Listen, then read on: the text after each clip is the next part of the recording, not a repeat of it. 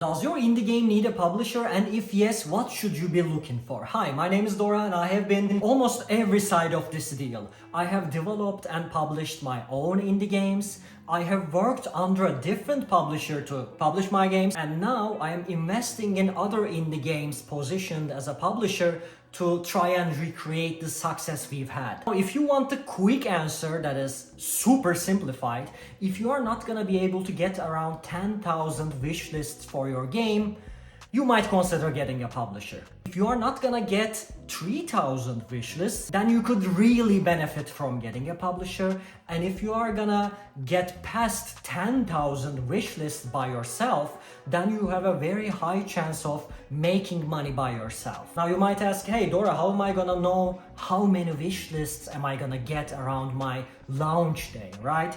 Well, first of all, you gotta try. As soon as your Steam page is out, you should make some social media posts, post a YouTube video, get on Reddit and try to get people interested in your game. That way, you can see if you are gonna be able to scale that up to get many wish lists and whether you can spare that time to work on that or have that creativity for marketing to reach those numbers. And second, you're gonna have a bargaining chip for your publisher. Whenever we are looking to sign a new game, we always look at wishlist numbers. Like, think of it this way. When you go to the publisher, you are gonna be able to say, hey, I don't have a marketing budget, I don't know anything about marketing, yet 500 people are already interested in this game. That's a good signal. So first try it out yourself, or ideally you should have a partner doing that because marketing is a full-time job, and then you are gonna be able to predict that how much you can scale that. Of course, you cannot foresee like how many wish lists you are gonna get in Steam Next Fest, which you should be joining, but still you are gonna have a basic idea. Now, wish lists are not a perfect indicator.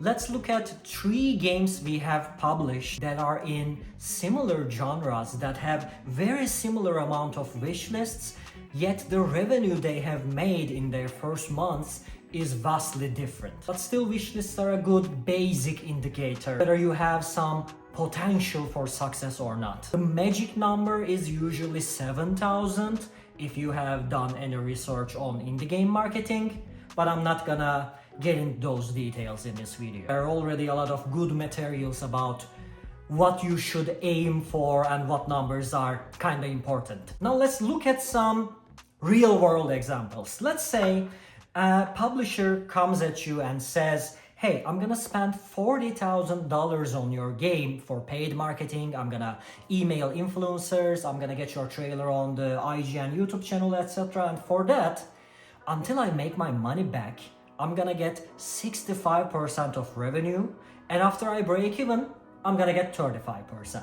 That's publisher A. And publisher B comes in, and they say, I'm gonna lend you $50,000 so you can polish your game. You know, you've been using no copyright music and some placeholder assets and SFX, so you can get real people and get original soundtrack and stuff, and then spend the rest on marketing, I don't care how you do, and after the game is released, I'm gonna recoup that $50,000, then I'm gonna get 40% of the remaining revenue. That was publisher B for you. And finally, publisher C comes in and says, hey, I don't have a lot of budget. I'm gonna spend $20,000 on marketing. I'm also gonna do some bundles with my other games for you. And I'm gonna make announcement and I'm gonna do some organic work and help you with the marketing. I'm gonna give you some in-house support for music and SFX because I already have those guys. And I'm gonna recoup my $20,000, then I'm gonna get 30% of the revenue, says the publisher C. Which one would you pick? Now, first of all, if you have 3 publishers interested in your game that are making you different offers, you probably have something very hot and you should bargain accordingly. Most indie games are able to get like one good offer. And if you are gonna ask like if these numbers are accurate, publisher C is literally us. We have done that deal with a game before. So I'd say they're pretty realistic, but of course it really depends on the project, right? This whole video is going to be for small indie games that are for like teams of 1 to 10 people, because that's what I do, that's where my experience lies. I don't know the bigger budgets or bigger teams. And to be honest, for our new titles, we are not looking to sign projects that are below 40% revenue share, because video games are a risky business. In this year, 19,000 games were released on Steam and only 4,000 of them have profile features. Now that's a good metric, because if you don't make enough sales, then you're gonna see on the game's page that there is a little button that says profile features limited. 15,000 games didn't get enough sales. And like, you don't even have to look at those numbers. Like, imagine Concord. They have this big name behind them, Sony, a giant, and millions of dollars of budget, yet they can flop. Nobody knows what's gonna happen. Nobody knows what's gonna stick. And with that many thousands of games, it's a very risky business. So usually in small indie projects, either the total budget is relatively low or the revenue share expectation for the publisher is high. Going back to the examples, as you can see, depends on what you need, right? Publisher B said, hey, I'm more of a investor type. I'm not gonna do the marketing for you. I'm just gonna give you the marketing budget. If you don't know how to spend that marketing budget, then it's not gonna be so effective. Or the publisher A doesn't give you a development budget, so you are stuck with those no copyright musics, you don't have an original soundtrack, you cannot get the polish right, so your game is not gonna be its best self. You should be looking for publishers that are going to benefit your game the best, and that's going to suit your operations basically. Also, there are some publishers that are more generalized and there are publishers who are more specialized. For example, in Rogue Duck Interactive, our motto is crystal clear strategy games, right? If it's turn-based or management or strategy, and if it's a simple game, then we are interested. That way, when someone plays one of our games, we know for a fact that we probably have at least one more game that's gonna interest them. Some publishers have they have an FPS and then they have a platformer, right? Two completely different player types. So even if you bundle those games or cross-promote them, it's not gonna be so effective. And that publisher's follower count is not gonna be that important.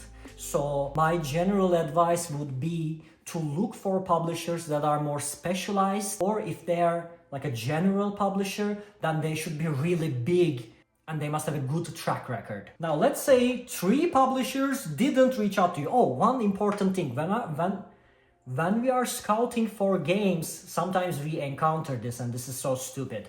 We enter the Steam page, we like the game, and then there is no way to contact the developer. There is no email address on anywhere on the page. Please put your email somewhere visible, or at least put your social media on the Steam page, then put the email on your social media site, so publishers or investors who could be potentially interested in your game can reach out to you. Please. Now let's say publishers are not lining up at your door. Where are you gonna look for publishers? My basic recommendation would be check out similar games to your game and look for ones that have sold well and reach out to those publishers. One of our deals was made like that.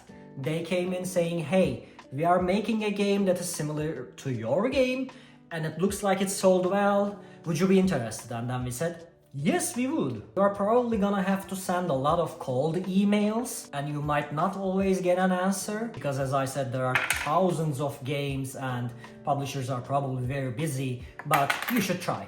Now, I'd like to emphasize that self-publishing a game is not easy. I have a very clear example, that a game we have signed very recently called Clonizer. They have been developing this game for years and it's such a pretty game. But look at that wishlist graph, right? They have been stuck at 3,000 wishlists for almost a year before they signed with us. Even though the game is very pretty, it is very beautiful, it's a team of 2 people, they don't have the time and the budget and the know-how to market the game because the market is super crowded, Remember, 19,000 Steam games just last year. It's crazy. It's a battle out there. Now, you might ask, hey, what have you done to make those wish lists go up? It's very simple.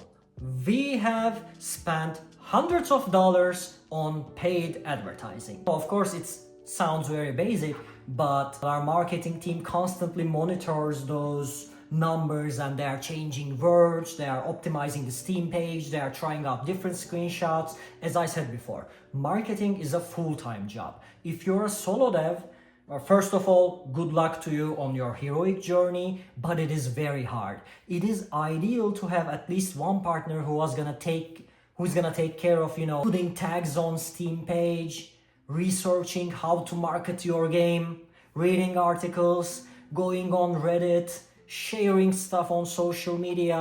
If you try to do everything yourself, you are not just have to make the whole game, you also have to make the whole marketing, which is very hard. So if you are not gonna get a publisher, at least try to get a friend or a partner to help you with the marketing, who is gonna focus on that issue. Make sure that your beautiful game reaches out to the people, because you have to be in the at least top 20% to make money. And of course, the higher up you go, more money you make. Like, it's exponential with every other percentage in the world in any industry, right? Now let's talk about how can you bargain with a publisher, or what signs should you be looking for. First of all, as I said, pre-existing wish lists is always a very good metric and a bargaining chip. Since the video game business is a very risky business, one of the great risks is whether the game is going to be completed or not, right? When we are signing with a newbie team or a solo developer, we try to see if they have completed another project before, if they have published a game in Steam before, like even if it's sold 5 copies, they have been able to finish the project, right? If they have been able to do everything to the end. That is very important, because while there are 19,000 published games, there are probably a lot of games that haven't made to the finish line. So if you have some even like game jam projects on your belt that you can show to the publisher, that you can finish things, I think that's very important. I get pitch decks like saying, hey, Hollow Knight sold for this much, so we have the market. You don't have the market. Hollow Knight is the tippest tip of the iceberg. There are thousands of platformers that haven't made the cut. It doesn't make any sense to show someone the highest point of a data and say that your game has that potential. It's an extreme success story sitting on top of a mountain of skulls, basically. Don't try to focus on market data and stuff. You don't know that better than the publisher. You don't know the game industry's mathematics and sale numbers or potential better than the publisher. Focus on what makes your game unique. Focus on what makes your game beautiful.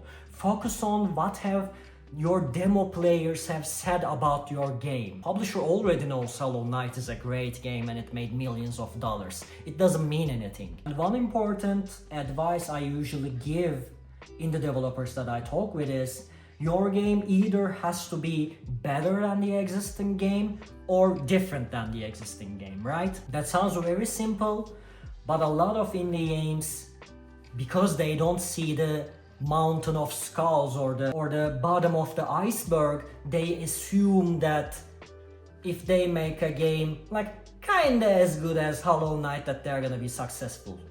They're not.